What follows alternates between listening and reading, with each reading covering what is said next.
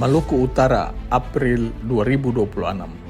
Berdiri di atas pusara nikel atau membangun tahta masa depan. Bayangkan sebuah negeri yang tanahnya dipijak sendiri, tetapi kekayaannya justru terbang jauh ke seberang lautan.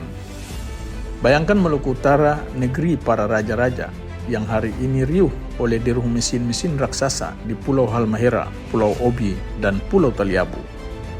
Kita sering mendengar angka-angka pertumbuhan ekonomi yang melangit, PDRB yang meningkat tajam, serta investasi bernilai triliunan rupiah. Namun di tengah gegap gempita itu, pernahkah kita bertanya, siapakah yang benar-benar kenyang dan siapa yang hanya mencium bau asapnya? April 2026 menjadi saksi sejarah. Di tangan Gubernur Serly Juanda Laos, sebuah babak baru sedang ditulis. Namun, ini bukan sekedar tentang seremonial gunting pita atau agenda protokoler pemerintahan.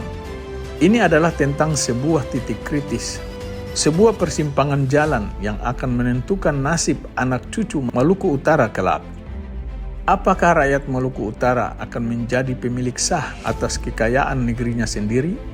Atau hanya menjadi penonton yang meratapi tanah yang berlubang dan masa depan yang hilang? Mari kita jujur pada diri kita sendiri. Selama lebih dari 1 dekade terakhir, industrialisasi di Indonesia, termasuk di Maluku Utara, seringkali berjalan pincang. Kita terjebak dalam 3 penjara sistemik yang terus menghambat keadilan pembangunan. Pertama, kita terpenjara oleh asimetri regulasi. Aturan lingkungan seringkali dianggap sebagai musuh investasi. Atas nama kemudahan berusaha, kita membiarkan sungai berubah warna, udara dipenuhi debu, dan banjir menerjang pemukiman warga. Seolah-olah keselamatan manusia dan keselamatan alam dapat ditukar dengan angka pertumbuhan ekonomi. Pertanyaan sederhana, apakah nyawa rakyat dan masa depan lingkungan semurah itu? Kedua, kita dipenjara oleh program CSR yang justru menghina martabat masyarakat. Selama ini, banyak perusahaan hanya datang membawa bantuan sembako, memperbaiki atap rumah ibadah, lalu pergi begitu saja. Itu bukan pemberdayaan, melainkan charity yang membual. Kita diberi ikan untuk sehari, tetapi dibiarkan mati kelaparan ketika tambang tutup besok pagi. Rakyat tidak membutuhkan belas kasihan, rakyat membutuhkan kemandirian. Ketiga, kekuasaan berada terlalu jauh dari daerah.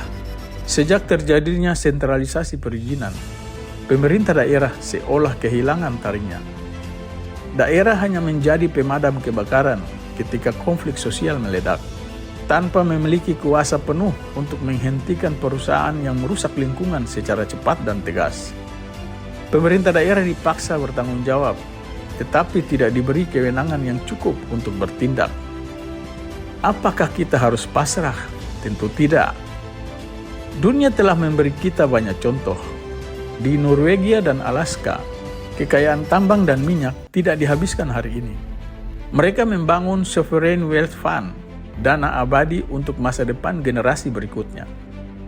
Di Kanada dan Australia, perusahaan tidak bisa begitu saja masuk tanpa persetujuan masyarakat lokal melalui Benefit Sharing Agreement. Masyarakat bukan tamu di tanahnya sendiri, mereka adalah mitra sejajar. Di Chili, kualitas lingkungan tidak diuji oleh perusahaan itu sendiri, tetapi oleh auditor independen yang bertanggung jawab langsung kepada rakyat. Jika mereka bisa, mengapa Maluku Utara tidak? Pada tanggal 24 April 2026, dalam diskusi penting bersama Komisi 12 DPR RI, Gubernur Serly Juanda Laos telah meletakkan dasar bagi sebuah revolusi kebijakan. Inilah jalan keluar yang harus kita perjuangkan bersama. Pertama, ubah CSR menjadi dana abadi. Kita tidak membutuhkan lagi sekedar bantuan sembako yang habis dalam hitungan hari. Yang dibutuhkan daerah ini adalah persentase tetap dari keuntungan tambang yang masuk ke endowment fund untuk membiayai pendidikan anak-anak Maluku Utara hingga ke puncak ilmu pengetahuan, sains, dan teknologi. Kita ingin 20 tahun ke depan, direktur operasional di kawasan industri seperti IWIP atau Harita Group adalah putra-putri asli Maluku Utara itu sendiri. Kedua, hancurkan dinding eksklusif atau enklave ekonomi. Perusahaan tambang tidak boleh menjadi negara di dalam negara. Mereka harus makan nasi dari petani kita di Halmahera Timur dan Halmahera Utara. Mereka harus mengkonsumsi ikan dari nelayan di Kepulauan Sula, Taliabu, dan Pulau Murtai. Mereka harus menggunakan sayur mayur, buah segar dari Halmahera Barat dan Halmahera Selatan. Ekonomi rakyat harus hidup melalui rantai pasok yang nyata, bahkan dari piring makan para pekerja tambang. Ketiga, bangun dashboard transparansi. Rakyat berhak tahu berapa dana yang keluar, berapa DBH dan pajak yang masuk, dan seberapa bersih atau kotornya air yang mereka minum setiap hari. Informasi itu harus dapat diakses secara real time. Jangan ada dusta di antara deru mesin dan janji investasi. Keempat, canangkan restorasi yang menghidupi. Jangan hanya menanam pohon peneduh yang tidak memberi manfaat langsung kepada masyarakat di lahan bekas tambang. Tanamlah kembali pala, cengkeh, dan kelapa. Jadikan lahan bekas eksploitasi itu sebagai warisan produktif bagi koperasi warga, bukan sekedar hutan mati yang sunyi dan tidak bernilai ekonomi. Basudara Maluku Utara dimanapun kalian berada. April 2026 bukan sekedar deretan agenda birokrasi pemerintah provinsi. Agenda pengusulan anggaran infrastruktur sebesar 2,9 triliun pada Senin 27 April 2026 di kantor perwakilan Pemprov Maluku Utara dalam pertemuan bersama tim kunjungan kerja spesifik Komisi 5 DPR RI bukan hanya soal angka anggaran. Agenda penguatan ekonomi biru dan Povrov 5 pada Minggu 12 April 2026 di Ternate dalam peluncuran logo dan maskot Si Pawir untuk Pekan Olahraga Provinsi 5 2026 bukan hanya soal olahraga dan seremoni. Agenda peninjauan jalur logistik Batang 2 pada Sabtu 11 April 2026 bersama Forkopimda bukan sekedar kunjungan lapangan biasa.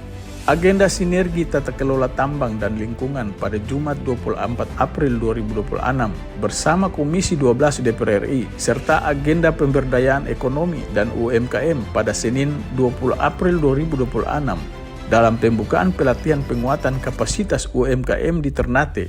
Semuanya merupakan bagian dari konsolidasi besar melawan kutukan sumber daya alam. Gubernur Sherly Juanda Laus telah melangkah dari Ternate hingga Pulau Batang 2 yang terpencil, dari ruang rapat DPR hingga ke barisan UMKM perempuan.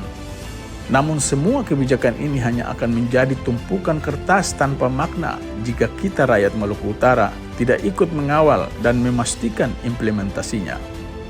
Kita tidak boleh membiarkan nikel habis dan hanya menyisakan air mata serta tanah tandus.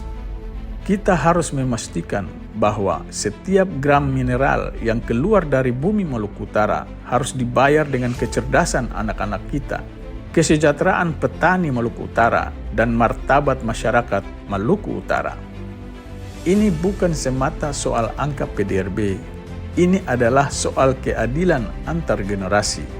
Hari ini kita bersuara agar kelak cucu kita tidak perlu bertanya, "Kakek, seperti apa rupa nikel itu? Mengapa yang kakek tinggalkan untuk kami hanya lubang dan tanah yang rusak?" Maluku Utara harus bangkit, bukan sebagai objek pembangunan, tetapi sebagai tuan di tanahnya sendiri. Terima kasih atas perhatiannya. Wassalamualaikum warahmatullahi wabarakatuh. Salam dari Kayu Merah Puncak.